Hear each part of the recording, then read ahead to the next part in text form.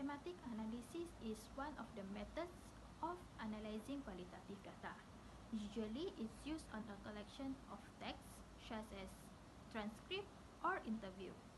Finding common themes, topics, ideas, and patterns in meaning requires a carefully analysis of the data.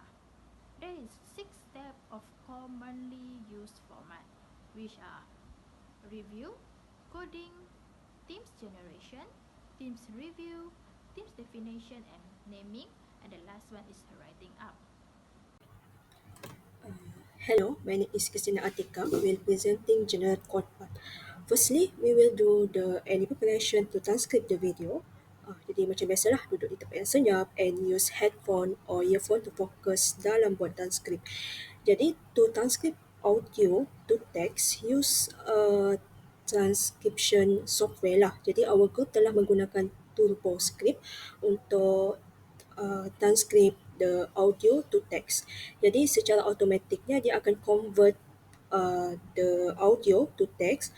Jadi once the text is ready, open Microsoft Word to input in, then clean up the transcript by removing filler words yang macam and fixing segala word yang berulang or mistake to make it clearer lah. Jadi finally listen to the original audio again while reading the transcript to ensure everything is accurate lah. Jadi this process akan bantu dalam mencantikkan transkrip dan juga easy to read version of the test lah. Jadi next, group kami akan baca the transcript and identify keywords that are related to the question of the study. Lepas tu kami akan menggunakan highlight tool untuk mark these important terms lah. Jadi contohnya soalan yang ada dalam research kami itu adalah, do the training counselor think that there is a need to adapt CBT in multicultural context? Jadi the answer kami cuma akan highlight lah kenyataan partisipan yang menjawab kepada soalan tersebut. Jadi di sini kami akan highlight terms yang macam accept client as a key point related to the question lah.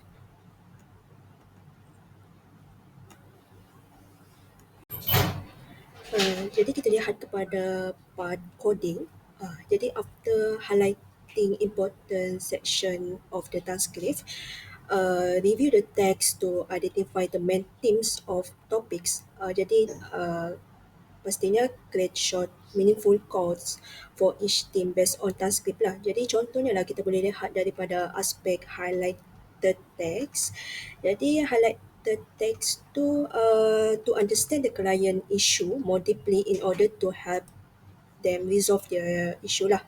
Jadi coding dia adalah understanding, sebab kod ni kod ni menekankan pemahaman kaunselor terhadap situasi klien lah.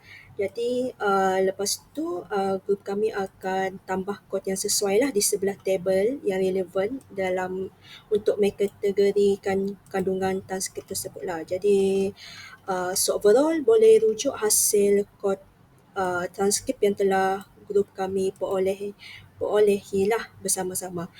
Jadi itu saja part saya. Next presenter. My name is Zhang Shufan with the matrix number BP2110139. So I will present about the codes into themes. There is 3 process where we want to transfer from the codes into a themes. So the first one is culture similar code, where find for the related between the initial code and group them into categories. So the example is codes such as skills, improvements, learning have the similar connection, while performance, expectation, and analysis also can be compiled into a categories. After that, we move to the next step, which is identify patterns. So in identify patterns, we look for the patterns or repeated idea across the codes. Name the pattern to label based on the suitable with the research objective. Example, the codes of skills, improvement, and learning focus on the growth of the individual, with related with the one of the research objective, which is to explore the experience of the training counselor in implement cognitive behavior therapy (CBT) approach within the multicultural context. In the next step, we create a provisional teams, whereby naming each team based on the significance of the categories that has been done before this. Example, the category of growth can be involving to the terms of personal development and growth, and the next category such as feelings can evolving into the themes of communications and understanding. So based from the data analysis that we have been done, there is 5 themes have been covered up for the research, which is the first one, personal development and growth. Second is communication and understanding. Third one is performance and achievement. Fourth one is adaptability and resilience. And the last one is a professionalism and strategies. Okay, so I'll continue the presentation. Hi, my name is IZZATI binti AZMI, matrix number BP21160615. So I'll be explaining about defining and naming teams. As the earlier presenter mentioned, we have 5 teams in our research, and I'll explain 2 of them. So the first one is personal development and growth. So it is about counselors' ability to apply CBT effectively and also enhance their capacity to form meaningful and culturally sensitive therapeutic relationships. So some of quotes that we find from the interview for personal development and growth teams is the first one, learning. So learning is like teaching them to identify cognitive distortion and patterns that might be influenced by cultural norms. So for example, our research participant 1 stated that I will try to learn as much as possible about their culture and their background. So the second quote is skills. It's somehow like the counselor develop skills to handle the complexity of addressing diverse culture, values, and norms during counseling session. So, for example, our research participant 4 stated that it is important to tailor the CBT so that it fits the values and norm of the client culture.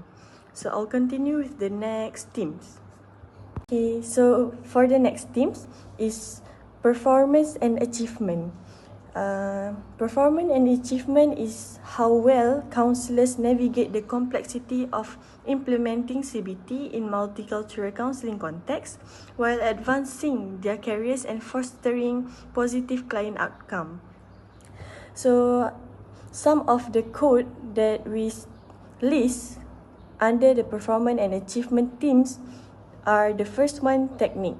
Technique is somehow like the counselor successfully adapting CBT method to align with diverse cultural norm, demonstrate a high level of competence. For example, our research participant 3 stated that if we want to apply the CBT technique, we want to find the ABCs.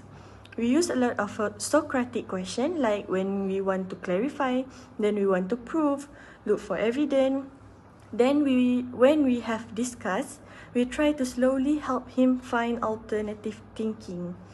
And the second code under these themes is analysis. So analysis is somehow like counselors' ability to employ creative problem solving, seeks supervision, and maintain ethical and professional standards reflects their effectiveness under pressure. So for example here, our research participant 1 stated that usually I learn about client background from pre-session. So that's all from me.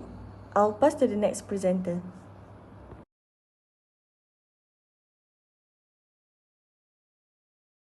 Okay, hi and Assalamualaikum warahmatullahi wabarakatuh. My name is IRSYAD bin Muhammad Yusuf, matrix number BP21110417. Okay, so today I'll be explaining about data triangulation. First of all, what is data triangulation? Data triangulation involves collecting data from multiple sources to ensure the validity and reliability of research findings. So for our assignment, research assignments, let us delve a little bit deeper into what we're going to be discussing. Okay, so we are discussing on how we can do the data triangulation. Okay, so first, what we need to do is that we need to collect data from multiple sources. So we did this by in-depth interviews from multiple respondents, and this helped us to acquire a lot of insights, a lot of findings. Okay, so what do we do with that findings? We move to the next steps, which is compare and cross-check data. So what we do here in this step is that we examine similarities and discrepancies between data from different sources. So from all of the respondent that we had, of course, there are gonna be like some similarities and discrepancies between what they shared, what their narratives are. So we examine this to arrive at one um, good summarization of it all.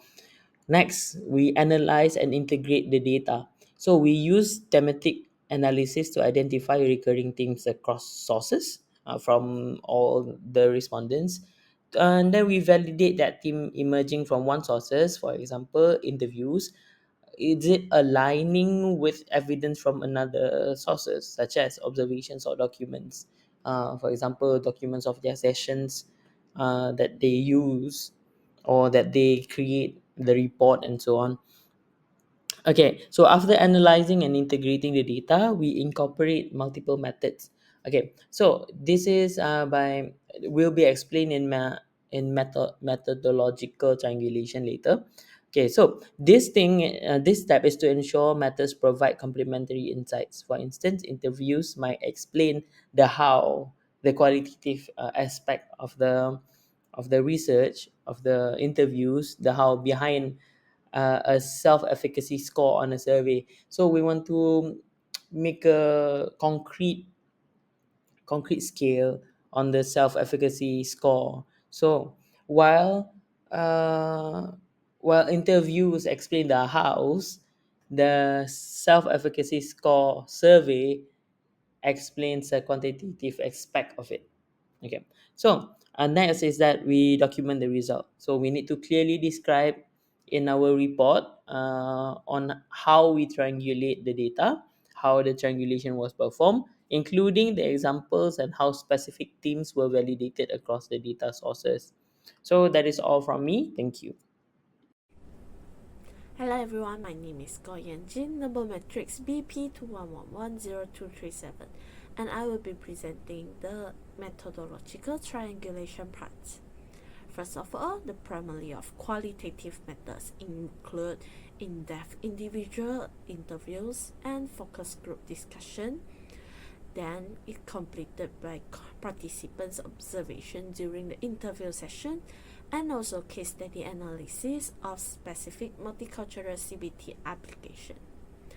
Next, these methods also supplemented by systematic document analysis, which include review of session notes, analysis of treatment plans, examination of cultural adaptation protocols, and also the evaluation of supervision records. Next, additionally, the third methodological triangulation will be quantitative elements, included the cultural competency assessment skill, CBT implementations checklist, self-efficacy measure, and also client outcome rating to provide the measurable indicators of trainee developments. Last but not least, the observationist methods include direct observation of counseling session with the consent of client, the video or audio recording analysis, and the supervision session observation to offer the real-time insight into trainees' application of CBT in multicultural context. That's all for my part, so thank you. So in conclusion, thematic analysis allow the flexibility to explore the complex data and to address a wide range of research questions. It's not only help to generate in-depth insight, but also ensure that the findings are accessible and applicable in both academic and practical contexts. So But in qualitative research, triangulation also can be important because it provides the findings depth and validity.